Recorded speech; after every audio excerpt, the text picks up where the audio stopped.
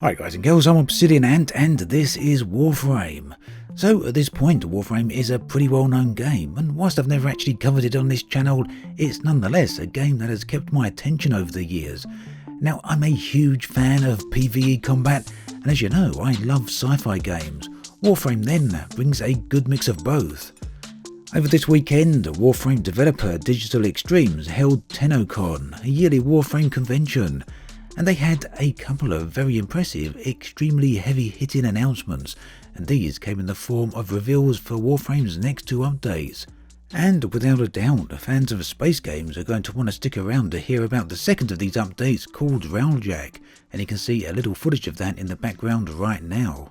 So what is Warframe? Well, Warframe is largely a PvE based game with a few PvP arenas. The idea is to progress through the game and unlock a variety of items such as weapons and warframes.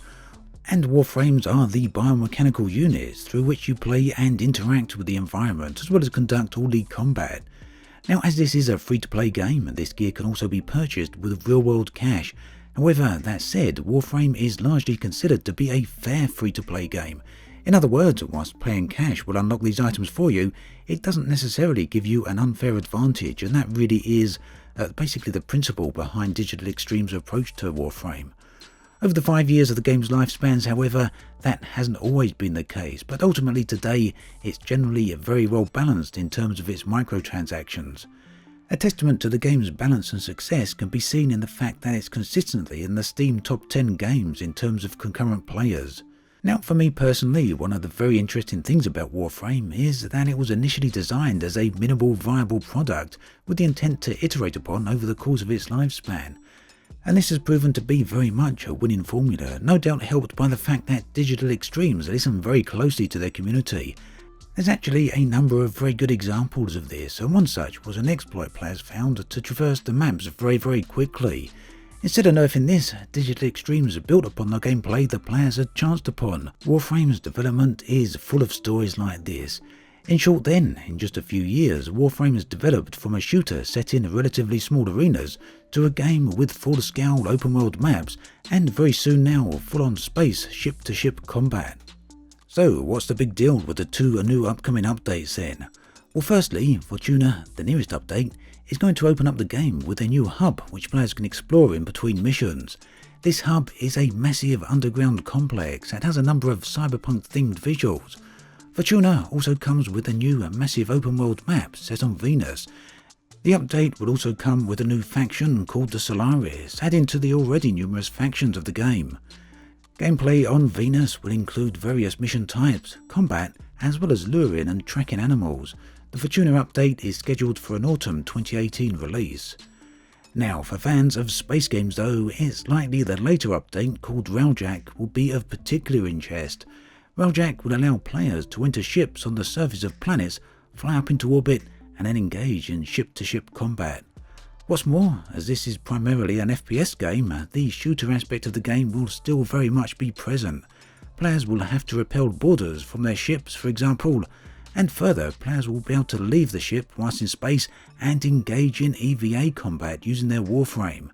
A natural extension of this will be the ability to enter enemy ships, and some of these are absolutely huge.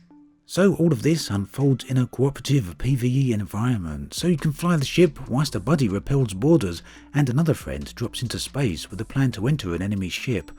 Between you, you'll then be able to work together to take down the enemy capital ships, some of you working from the outside and some of you working from within, taking down the hostiles as well as damaging the ship's interior.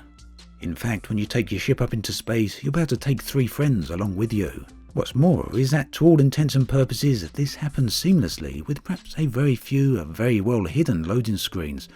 You can go from the hub down on the planet of Venus to the outside massive open world map, board your ship, fly up into space, and then get involved in space combat. Jump out into your EVA suit, and then board an enemy ship.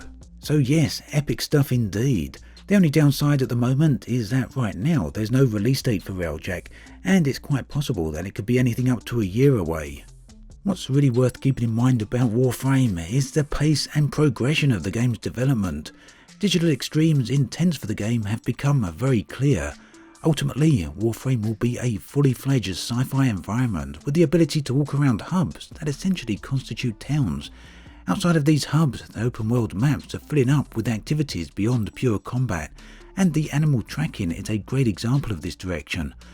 Digital Extremes have proven their capabilities here and shown that for them, iterative game design works exceptionally well. I'm going to be taking a closer look at Warframe in future videos, so do keep an eye out for that. As always, thanks for watching, and I'll catch you guys and girls next time.